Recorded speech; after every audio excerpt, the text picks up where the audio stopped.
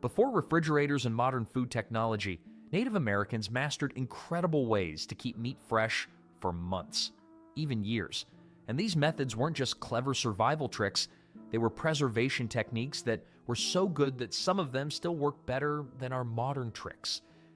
Let's dig in. Let's talk about smoking meat. And no, not the kind that gets you weird looks from your neighbors. Native Americans discovered that smoke wasn't just good for sending signals or making their clothes smell like a campfire, it was nature's own food preservative. The genius part? Smoke does double duty. It sucks all the moisture out of the meat while coating it with natural compounds that tell bacteria to take a hike. Archaeological evidence suggests some Native American smokehouses were so well designed they could preserve meat for up to 2 years. That's longer than most of us keep leftovers in our modern fridges. They'd build these special smoke huts where they'd hang strips of meat over slowly smoldering fires. The key word here is slowly. This wasn't your typical backyard barbecue where Uncle Bob cranks up the heat and turns everything into charcoal. Speaking of preservation methods, different tribes had their own signature smoking techniques. Some preferred using specific types of wood, hickory, maple, or cedar, each adding its own unique flavor. It's like the original food seasoning, except this one also keeps your dinner from spoiling. A study of preserved Native American smoking techniques showed that the combination of dehydration and smoke compounds reduced bacterial growth by up to 90%. Now that's what I call effective pest control. The real magic happened when they mastered the art of jerky making. And I'm not talking about those overpriced strips you buy at gas stations. Native Americans were making jerky before it was cool. And they didn't need any of those weird preservatives that you can't pronounce. They'd slice meat into thin strips, thin enough that you could almost read a smoke signal through them, and lay them out to dry in the sun. Modern food scientists have studied these traditional drying techniques and found that properly dried meat can retain up to 80% of its original nutritional value. That's better than some of the processed foods sitting in our pantries right now. They knew exactly which meats worked best for each method. Big game like bison and elk got the smoking treatment because, let's face it, you try carrying an entire bison around without preserving it first. Smaller game like rabbit and turkey were perfect for drying into jerky because they were already portion-sized and ideal for those long hunting trips. It's like they invented the first travel-sized meals minus the plastic packaging and questionable ingredients. These methods weren't just effective, they were practical. No electricity, no fancy equipment, just careful observation of what worked and what didn't. Native Americans noticed that meat dried better on windy days, so they'd often set up their drying racks in breezy areas. They also figured out that smoking meat in cooler weather worked better than in summer heat, probably because nobody likes working around a hot fire when it's already scorching outside. But it gets interesting when some tribes get creative with their preservation spots. They'd build special platforms high up in trees to keep their drying meat away from hungry animals. Picture yourself climbing up to check on your food storage only to find a bear having an all-you-can-eat buffet. Not exactly the dinner guest you were expecting. Some tribes even developed specific roles for their best meat preservers, kind of like having a master chef, except this chef's specialty was making sure the whole village had food for the winter. And what's fascinating is that these techniques were so effective that early European settlers actually adopted many of them. That's right, while they might have turned their noses up at some Native American customs, they couldn't argue with success when it came to keeping meat edible for months on end. In fact, some of these smoking and drying techniques are still used today by artisanal meat producers who want to avoid artificial preservatives. Speaking of preservation methods, this whole smoking and drying business was just the beginning. Those clever Native Americans had another trick up their sleeves. Remember those fancy protein bars at the health food store that cost more than your lunch? Well, Native Americans invented something way better centuries ago. While smoke and sun did their part in preserving meat, pemmican was the real champion of survival food, and it didn't even need a fancy wrapper or marketing campaign. The recipe sounds simple enough. Take some dried meat, pound it into powder, mix it with melted fat, maybe throw in some berries if you're feeling fancy. But here's the kicker. This stuff could last for decades. Not years, decades. We're talking about food that could outlast your mortgage payments. Making pemmican wasn't just throwing ingredients together like your aunt's mystery casserole. Native Americans perfected this process through generations of trial and error. First, they'd pick the right meat, usually bison, elk, or deer. These animals had the perfect balance of lean meat and fat, unlike that skinny rabbit that would turn your pemmican into something resembling dried shoe leather. Each tribe had their own special techniques passed down through generations, much like your grandmother's secret recipes, except these recipes could save your life in the wilderness. A typical pemmican recipe used a ratio of 50% powdered meat to 50% rendered fat. That might sound like a cardiologist's nightmare today, but this ratio wasn't random. Native Americans figured out that this exact balance created the perfect seal against air and moisture, which are basically food preservation's worst enemies. Modern food scientists have confirmed that this ratio maximizes both preservation time and nutritional value. Those ancient food experts knew their stuff. Recent studies have shown that properly made pemmican can maintain its nutritional value for up to 50 years when stored correctly. The process was like an assembly line before assembly lines existed. While some people dried and pounded the meat, others rendered the fat until it was pure enough to prevent spoilage. They discovered that using kidney fat or sweat worked better than regular body fat. It had a higher melting point that kept pemmican solid even during summer travels. And we're not talking about small-scale production here. Some tribes could process thousands of pounds of meat in a single hunting season. 1 pound of pemmican packed about 3,500 calories. That's like eating 3 large pizzas, except this actually kept you alive on long hunting trips instead of just making you regret your life choices the next morning. Warriors and hunters could survive for weeks with just a small bag of pemmican and some water. Try doing that with your protein shake. Historical records show that Native American runners could cover up to 50 miles a day, fueled primarily by pemmican, making modern energy gels look pretty weak in comparison. The true genius of pemmican wasn't just its staying power, it was its versatility. You could eat it as is, cook it into a stew, or melt it into a sort of prehistoric energy drink. Some tribes even developed different recipes for different seasons. Winter pemmican might include more fat for extra calories, while summer versions often included dried berries for extra vitamins and better taste. Archaeological evidence suggests that some tribes developed over 20 different pemmican variations, each designed for specific purposes or seasons. Trade records from the 1800s show that pemmican became so valuable it was literally used as currency among some tribes. Imagine paying your bills with food that doesn't go bad. And when European fur traders discovered pemmican, they went absolutely nuts for it. Soon, entire pemmican trading networks sprang up. Some Native American tribes became the equivalent of prehistoric food manufacturing giants, producing thousands of pounds of pemmican for trade. Historical documents from the Hudson's Bay Company show that some trading posts would store up to 20,000 pounds of pemmican at a time. But here's something most history books don't tell you. Pemmican actually sparked a war.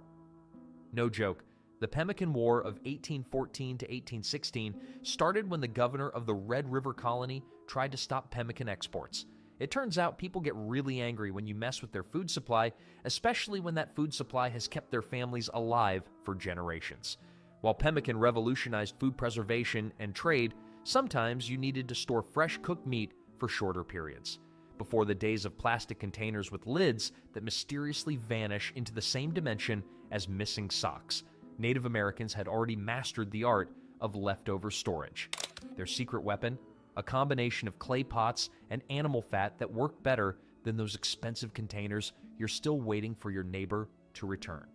The basic concept was brilliantly simple. Take your cooked meat, pack it into a clay pot or bark container, then seal the top with a thick layer of rendered animal fat. It's like putting a lid on your leftovers, except this lid actually kept bacteria out instead of just making your fridge look more organized. Recent archaeological studies have shown that this method could keep meat edible for up to 6 months. Try getting those results with your modern-day meal prep containers. The clay pots themselves were engineering masterpieces. Native American potters didn't just slap some mud together and call it a day. They carefully selected specific types of clay that could withstand temperature changes without cracking. Archaeological evidence from various sites shows that these storage vessels were often treated with special mixtures of plant resins and oils that made them more resistant to moisture. One study of preserved pots found that some tribes even developed a type of natural waterproofing that rivals modern ceramic glazes. But the magic happened with the fat seal. They discovered that certain animal fats worked better than others. Bison and bear fat were particularly prized because they had higher melting points, meaning your meat wouldn't start leaking during the first warm day of spring. Tests on recreated storage methods have shown that a properly rendered fat seal could reduce bacterial growth by up to 95% compared to unsealed containers. That's better than some modern preservative methods. Some tribes took this storage game to the next level by burying their fat-sealed containers underground. Smart move. The constant cool temperature of the earth acted like a natural refrigerator. Soil samples from ancient storage sites have revealed that these underground spots maintain temperatures between 35 to 45 degrees Fahrenheit year-round. Modern root cellars use the exact same principle, just with fewer clay pots and more canned green beans. The variety of foods they preserve this way would put your meal prep to shame. Besides regular meat, they preserve delicacies like beaver tail. Yes, that was considered the bacon of its time. Everyone wanted it. Bear fat was especially valued, not just for sealing, but for eating too. One container of preserved bear fat could provide enough calories to feed a family for a week. Talk about efficient packaging. These storage methods weren't just about preservation, they were about survival. Written accounts from early European traders describe entire communities making it through harsh winters thanks to their stored meat supplies. One fascinating record from 1792 mentions a village that survived a 3-month hunting drought using nothing but their preserved meat stores. The trader noted that the meat was as fresh as if newly killed. High praise from someone who probably expected to find something resembling beef jerky. Different regions developed their own variations based on local resources. Coastal tribes often used fish oil for sealing, while plains tribes preferred bison fat. Some groups in what's now the American Southwest even developed special clay pots with ridged rims that created a better seal with the fat layer. Archaeological finds suggest these designed vessels could extend preservation time by an additional 2 months compared to standard pots. But here's a fact that might make you feel better about your own cooking experiments. Even Native Americans sometimes got it wrong. Archaeologists have found plenty of failed storage pots, complete with cracks and improper seals. They learned from their mistakes, though, constantly refining their techniques until they had it down to a science. It's like your grandmother always said, practice makes perfect, especially when your winter survival depends on it. Speaking of storage solutions, while fat-sealed pots work great for regular meats, sometimes you needed to think bigger, much bigger. Got a big haul from your latest hunt? Before modern freezers came along, Native Americans faced this challenge regularly. Their solution? They turned the earth itself into one giant refrigerator. Modern archaeologists have uncovered thousands of these ancient storage pits across North America, some large enough to hold meat from several full-grown elk. Talk about thinking big. The science behind these underground meat lockers was surprisingly sophisticated. At about 6 to 8 feet deep, the ground maintains a steady temperature of around 50 to 55 degrees Fahrenheit year-round. That's warmer than your fridge, but cool enough to significantly slow down meat spoilage.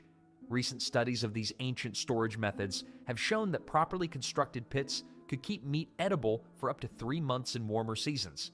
Not bad for a hole in the ground. The construction of these pits wasn't just dig and dump.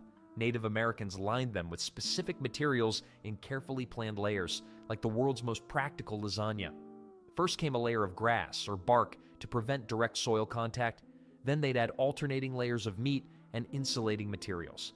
Archaeological evidence shows they often used particular types of grass and leaves known for their natural antimicrobial properties. One excavated pit in the Midwest contained traces of sweet grass, which we now know contains natural compounds that help prevent bacterial growth. In colder regions, these pits transformed into natural deep freezers. The ground would freeze solid, perfectly preserving whatever was stored inside.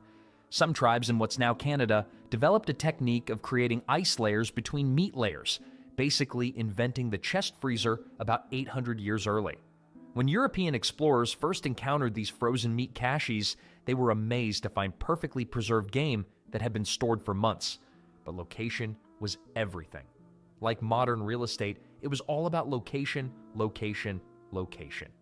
Tribes would carefully choose spots for their storage pits based on soil type, drainage patterns, and even wind exposure.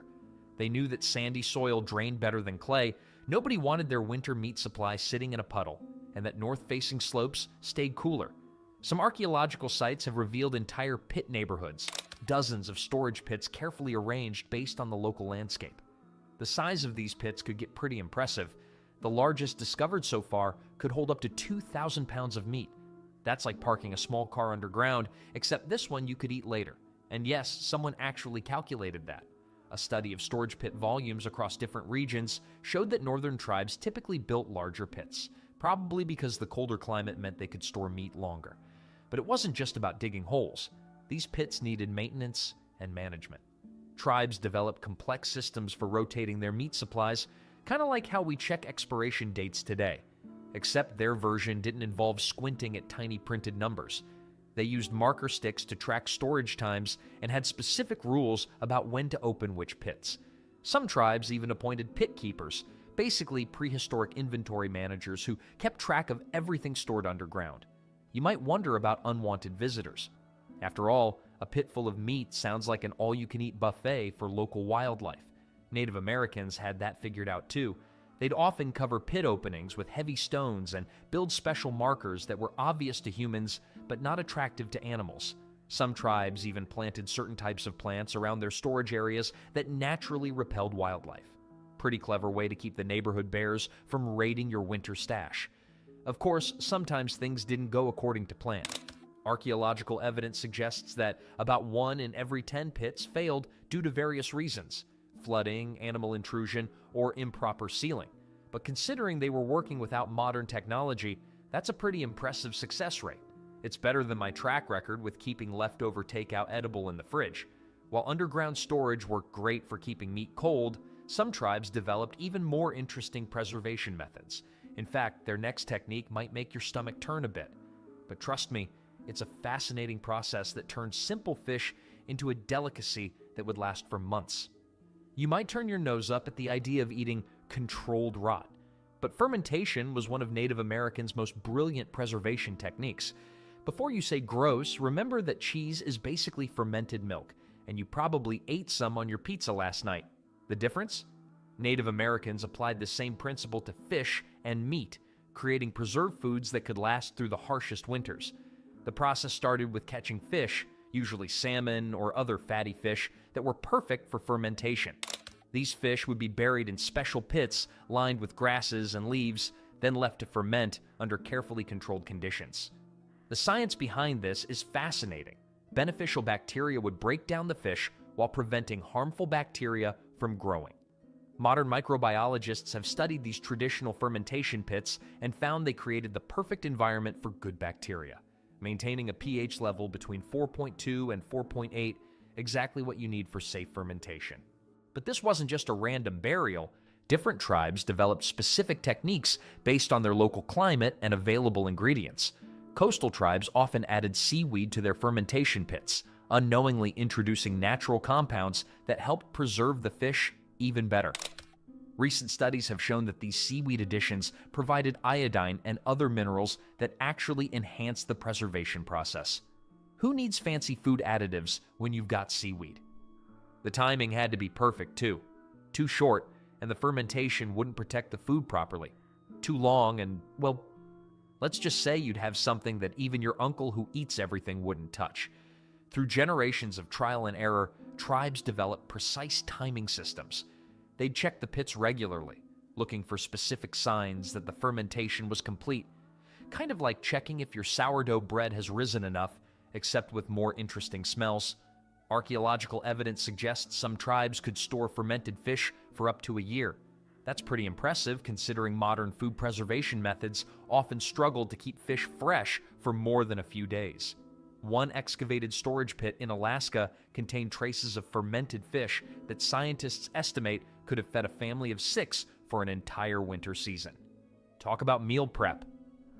Speaking of cold storage, Native Americans in northern regions developed some seriously cool techniques. Pun absolutely intended. Ice freezing wasn't just throwing meat into a snowbank and hoping for the best. They developed sophisticated methods for cutting and storing ice blocks, creating what were essentially the first freezer lockers. Some tribes would alternate layers of snow and meat, creating frozen food packages that would stay preserved until spring. But they figured out how to slice frozen meat so thin it was actually edible without thawing. Using special tools made from bone and stone, they could shave frozen fish and meat into pieces thin enough to eat immediately. This technique required incredible skill. One wrong move and you'd be trying to gnaw on a frozen chunk instead of enjoying paper-thin slices. Modern analysis of these tools shows they could create slices as thin as 1/16 of an inch. That's sashimi-grade precision without modern knives. Temperature management was crucial. Northern tribes built special ice houses using snow blocks and insulating materials like fur and grass. These structures could maintain temperatures below freezing even as outside temperatures fluctuated. Studies of traditional ice house designs have shown they could keep temperatures steady at around 28 degrees Fahrenheit for months at a time. That's more consistent than some modern freezers. But it wasn't all serious business. Some tribes held competitions to see who could slice the thinnest pieces of frozen fish, kind of like an ancient Iron Chef competition, except everyone's fingers were probably numb. Archaeological evidence has uncovered special ceremonial slicing tools that were likely used in these events, decorated with intricate carvings and made from premium materials. From burying fish to master the art of fermentation to turning ice and snow into nature's freezer, Native Americans demonstrated an incredible understanding of food science. These preservation methods weren't just about surviving, they were about thriving, creating nutrient-rich foods that could sustain communities through the toughest times. While European settlers were dying from starvation eating civilized foods, Native American tribes thrived on meals that broke every rule colonists believed about nutrition. What's shocking is that these foods prevented every disease killing thousands of Europeans, yet settlers refused to try them. Let's start with the most legendary of them all.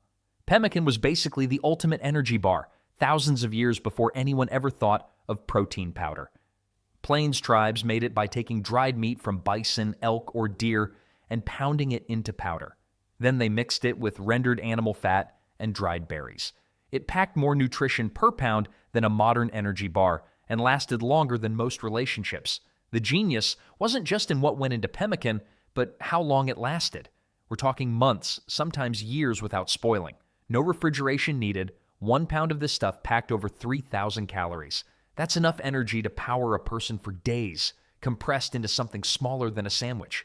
Plains tribes carried pemmican on long hunting trips and stored it for harsh winters. When food was scarce and the weather turned deadly, this was what stood between life and death. The fat provided essential calories for warmth. The protein kept muscles strong. Making pemmican required perfect timing and technique. The meat had to be dried just right, mess up the moisture content, and your winter food supply turned into summer poison. Yet there's something even more incredible about how simple plants could work together. Three Sisters stew brought together corn, beans, and squash in what might be history's first example of companion planting genius. These three crops didn't just grow well together, they actually helped each other survive. The corn provided a natural pole for beans to climb. The beans fixed nitrogen in the soil, feeding the corn and squash. Meanwhile, the squash spread across the ground, keeping moisture in and weeds out. It was agricultural teamwork that would make modern farmers jealous. Eastern woodlands tribes like the Iroquois and Cherokee built their entire agricultural system around this trio. When combined into a stew, these three ingredients created a nutritionally complete meal. The Three Sisters basically created a balanced diet before anyone knew what balanced nutrition meant. The corn provided energy through complex carbohydrates. The beans delivered protein that bodies needed to build and repair muscle. But the brilliance went deeper than nutrition. This combination could be grown reliably year after year without depleting the soil. These tribes had mastered sustainable farming while other cultures were still burning through their soil. Yet even this agricultural marvel had to compete with foods that required no farming at all. Acorn mush turned one of nature's most abundant nuts into a dietary staple, but getting there required serious dedication. California tribes like the Miwok and Yokuts perfected a process that transformed bitter, inedible acorns into nutritious food. The leaching process was where the magic happened. They basically had to wash their food for days to make it edible. Talk about high-maintenance ingredients. Ground acorn meal got placed in specially woven baskets. Then families poured water through it repeatedly until all the tannins washed away. It was like doing laundry for your dinner, except you actually wanted to eat the result. Once processed, the acorn meal was boiled into a thick porridge or mush. Different oak species produce different flavors and nutritional profiles. Here's what made this food source incredibly reliable. While crops could fail due to drought or pests, oak trees produced acorns year after year. Let's not forget the social aspect. Women competed to produce the finest acorn meal, the original food competition show, except the judges were their hungry families. But while some tribes were perfecting plant-based nutrition, others were mastering the art of cooking fresh catches. Fire-roasted fish represented the ultimate in fresh, simple cooking that maximized both flavor and nutrition. Pacific Northwest and Great Lakes tribes had access to incredible varieties: salmon, trout, sturgeon, catfish, and they developed techniques that would make modern chefs jealous. The timing had to be perfect. Cook too little and you risked foodborne illness. Cook too much and you lost precious oils and nutrients. Fish cooking was high-stakes grilling where underdone meant sick and overdone meant hungry. Fresh fish provided complete proteins containing all essential amino acids human bodies couldn't make on their own. Fish were basically swimming vitamin pills, except they actually tasted good and didn't come with warning labels. Different fishing methods provided different dining experiences. Salmon runs meant feast times when entire communities could gorge on fresh fish. Consider the cooking process itself. It was often ceremonial. Cooking fresh fish was dinner and entertainment rolled into one, with the added thrill of not burning your meal. While fish provided excellent nutrition in water-rich areas, desert tribes had to get creative with entirely different ingredients. Nopal cactus salad proved that even the spikiest plants could become gourmet food with the right knowledge.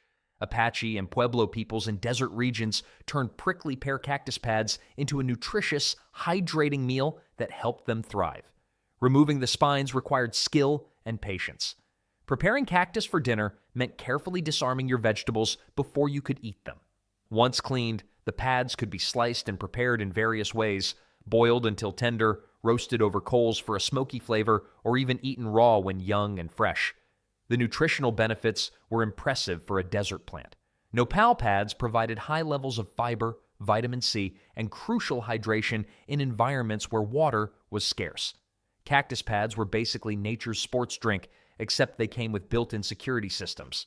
Fresh nopal had a slightly tart, lemony flavor that made it surprisingly pleasant to eat. Even in scorching desert heat, people found ways to harvest and prepare this spiny lifesaver. Yet in the harshest climates on Earth, other tribes relied on foods that would seem extreme by any standard. Seal and whale blubber kept Arctic tribes alive in conditions that would kill most people within hours. Inuit and other coastal Arctic peoples consumed this high-fat food raw, boiled, or fermented, depending on the season and circumstances. In the Arctic, blubber wasn't just food. It was liquid calories that doubled as heating fuel. The fat content was astronomical by modern standards, but absolutely essential for Arctic survival. A single serving provided thousands of calories and crucial omega-3 fatty acids. Eating blubber was like consuming concentrated winter survival in edible form. Raw consumption might sound extreme, but cooking required fuel, which was scarce in treeless Arctic regions. Then there's fermented blubber, which represents advanced food preservation technology. Fermented blubber was prehistoric probiotics that came from whales instead of health food stores. The fermentation process created beneficial bacteria that aided digestion and produced additional vitamins essential for health. Different preparation methods provided variety. Some blubber was cut into small cubes and eaten like candy. But while Arctic peoples mastered the art of fat consumption, tribes in more temperate regions developed sophisticated grain-based cuisines. Wild rice and duck soup represented the perfect marriage of aquatic resources that Great Lakes tribes like the Ojibwe and Menominee turned into culinary art. Wild rice wasn't actually rice at all, but the seeds of aquatic grass that grew in shallow lakes and rivers. The harvesting process was like a carefully choreographed water ballet. 2 people worked each canoe. One paddled slowly through the rice beds, while the other used wooden sticks to bend the grass stalks and knock ripe seeds into the canoe bottom. Harvesting wild rice meant competing with ducks for the same floating buffet.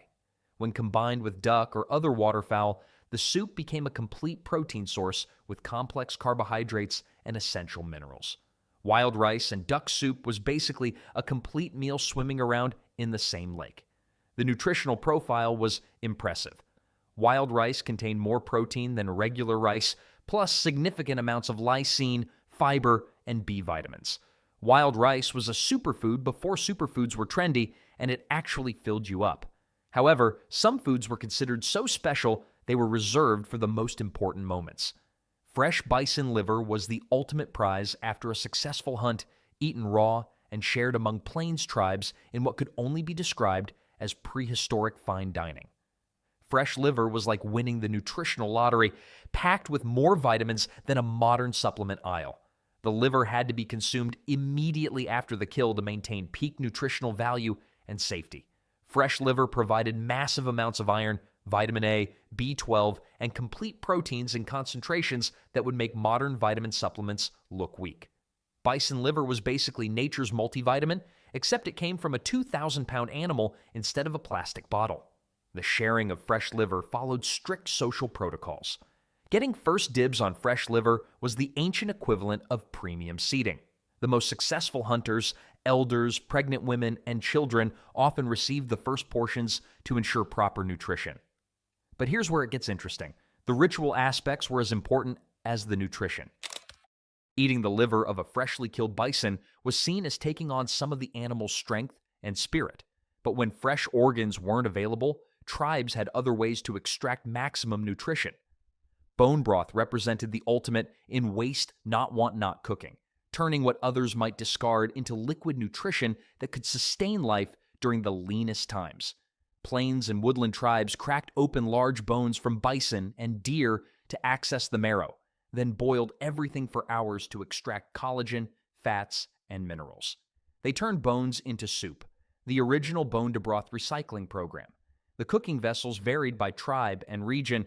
Some used clay pots, others lined pits with stones, and some even used animal stomachs as natural pressure cookers. Animal stomachs made perfect biodegradable cooking pots that came pre-seasoned. The resulting broth was liquid gold in terms of nutrition. Different bones produced different flavors and nutritional profiles. Making bone broth was like performing alchemy, except instead of turning lead into gold, they turned skeletons into soup. The long cooking process broke down collagen into gelatin and extracted minerals from the bones themselves. Storage methods allowed families to preserve bone broth for future use. Some groups concentrated it into thick gel that could be dried and stored for months. While bone broth extracted nutrition from animals, other tribes mastered extracting sweetness from trees. Maple syrup and cakes represented one of nature's sweetest survival strategies, transforming tree sap into concentrated energy that Northeast tribes perfected over centuries. Trees basically made their own energy drinks, except these were pure liquid sugar with no artificial ingredients. The work was intense and time-sensitive. Each tree could produce several gallons of sap per day during peak season, but it took about 40 gallons of sap to make 1 gallon of finished syrup. Maple syrup production had a 40-to-1 conversion rate. Talk about concentrated sweetness. Fresh maple syrup provided quick energy through natural sugars, but it could also be processed further into solid cakes or granules for storage. Maple syrup was portable dessert that doubled as survival food, sweetness you could actually depend on. But let's not overlook the community aspect. The maple harvest was a celebration that marked the end of winter and the beginning of spring. But while some tribes were mastering sweetness, others were unlocking the nutritional secrets hidden in common grains. Nixtamalized corn was basically prehistoric food science that solved a deadly nutritional problem most people didn't even know existed. Mesoamerican and southeastern tribes discovered that soaking corn in water mixed with wood ash or lime didn't just change the texture, it literally saved lives by preventing pellagra. They unlocked a secret nutritional code thousands of years before modern science caught up. Without nixtamalization, people who ate mostly corn developed pellagra, which caused skin problems, digestive issues, mental confusion, and eventually death. Nixtamalization was like having a cheat code for corn nutrition, except the stakes were life or death. Indigenous peoples had solved deadly nutritional problems, while other cultures struggled with corn-based diets for for centuries. The alkaline treatment released bound niacin, making it available for human digestion and preventing devastating deficiency diseases. The processed corn could be ground into masa, a versatile dough used for tortillas, tamales, or porridge, yet even perfectly processed corn needed to be prepared properly to maximize its benefits. Cornbread cooked in clay pots transformed processed corn into portable, long-lasting sustenance that could feed families and travelers across vast distances. Southeastern and eastern woodland tribes perfected recipes that combined ground cornmeal with water and sometimes animal fat or seeds. Claypot cornbread was the original energy bar that actually satisfied hunger. The claypot cooking method was crucial for achieving the right texture and shelf life. The result was dense, durable bread that could withstand travel and storage much better than modern bread. Claypot baking was like having a portable oven that never needed electricity or gas. Different recipes meant choosing what would keep you alive for weeks of travel. Basic versions used just cornmeal and water for simple sustenance, while enriched versions included animal fat for extra calories and better flavor. Then there's the portability factor, which was game-changing for mobile tribes or hunting parties. Dried cornbread could be rehydrated with water or broth to create quick-filling meals around any campfire during travel. But while cornbread provided portable sustenance, some dishes were designed specifically for feeding large groups efficiently. Pumpkin and wild herb soup represented the ultimate in efficient cooking and nutrition, using the pumpkin itself as both ingredient and cooking vessel. Northeastern tribes harvested large pumpkins in autumn, hollowed them out, filled them with wild herbs, broth, and sometimes meat or beans, then slow-cooked everything over coals. Pumpkins served as biodegradable slow cookers that became part of the meal. The cooking method was pure genius from both practical and nutritional standpoints. Cooking inside a pumpkin meant your pot became part of dinner. As the contents cooked, the pumpkin walls softened and eventually became part of the meal itself, adding their own sweet flavor and nutrients. Fresh pumpkins provided impressive nutritional benefits, especially during autumn when many other foods were becoming scarce. Pumpkin soup was like eating a bowl made of vegetables while getting your vegetables. Wild herbs varied by region, but commonly included things like wild onions, garlic, sage, and various leafy greens. Large pumpkins could feed entire families or small groups, making this an efficient way to prepare communal meals during harvest time. While pumpkin soup made excellent use of autumn harvests, other foods came from completely different sources that required specialized knowledge. Ground nut and root mash turned hidden underground treasures into nutritious, filling meals that sustained eastern woodlands and Pacific Northwest tribes year-round. Finding edible roots required knowing which underground plants fed you and which ones killed you. The ground nut was a particular favorite that produced protein-rich tubers along its root system. Camas roots in Pacific Northwest regions were another crucial food source, but they came with serious risks. Root gathering was like playing nature's version of Russian roulette, except with vegetables. Edible camas looked very similar to death camas, a plant that could kill anyone who mistook one for the other. Camas root identification was literally a life or death skill. No room for guessing. Different seasons provided access to different types of edible roots. Spring brought fresh shoots and tender young roots. Summer allowed for harvesting mature tubers with maximum stored energy. Fall was prime digging time when roots had accumulated nutrients for winter storage. But here's what really mattered. The knowledge of edible root identification was passed down through generations with extreme care. But while individual families perfected their own specialized foods, the most important meals were often the ones that brought entire communities together. Communal stews represented the heart of tribal social life and resource management, bringing together whatever ingredients were available into massive pots that fed entire communities. Communal stews were potluck dinners where everyone brought actual food instead of empty promises.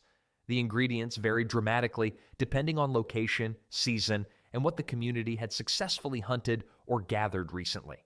Winter stews used whatever food remained, seasoned with careful rationing and hope. Spring versions might feature fresh fish, early greens, and stored corn from the previous year's harvest. Community cooking was like having a giant shared kitchen, except everyone actually contributed something useful. The nutritional benefits of combining diverse ingredients created more complete nutrition than any single food could provide alone.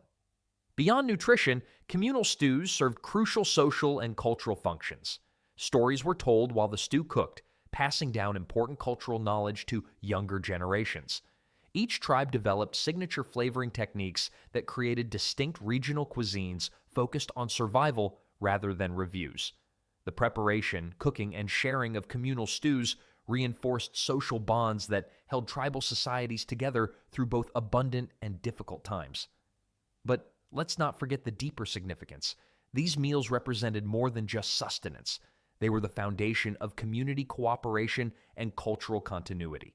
These 15 survival foods demonstrate how indigenous peoples developed sophisticated nutritional knowledge and food preparation techniques that sustained entire civilizations for thousands of years.